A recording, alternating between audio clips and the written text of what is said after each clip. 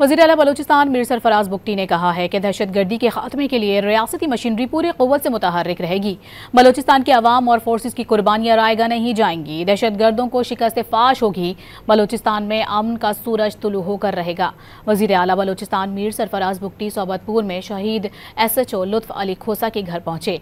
भागनाड़ी में दहशतगर्दों से मुकाबले में शहीद SHO लुत्फ़ अली खोसा और कांस्टेबल मोहम्मद आजम के वर्सा से मुलाकात की। वज़ीर आला बलूचिस्तान ने शोहदा के पसमानदगान की किफ़ालत, बच्चों की तालीमी अखराजात उठाने और शोहदा के नाम से बेसिक हेल्थ यूनिट और स्कूल मंसूब करने का ऐलान किया।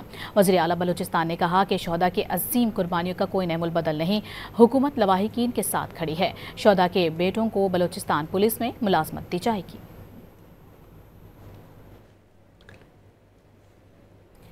वज़ीर आला बलूचिस्तान मीर सरफराज बुगटी ने कहा है कि दहशतगर्दी के खात्मे के लिए रियासती मशीनरी पूरी क़ुव्वत से मुतहर्रिक रहेगी।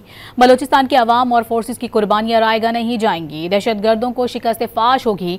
बलूचिस्तान में अमन का सूरज तुलू होकर रहेगा। वज़ीर आला बलूचिस्तान मीर सरफराज बुगटी सोबतपुर में शहीद SHO लुत्फ़ अली खोसा के घर पहुंचे। भागनाड़ी में दहशतगर्दों से मुकाबले में शहीद SHO लुत्फ़ अली खोसा और कांस्टेबल मोहम्मद आजम के वर्सा से मुलाकात की।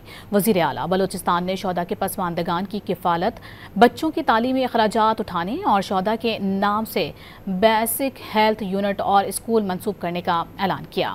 वज़ीर आला बलूचिस्तान ने कहा कि शोहदा के अजीम कुर्बानियों का कोई नेमुल बदल नहीं, हुकूमत लवाहिकीन के साथ खड़ी है। शोहदा के बेटों को बलूचिस्तान पुलिस में मुलाजमत दी जाएगी।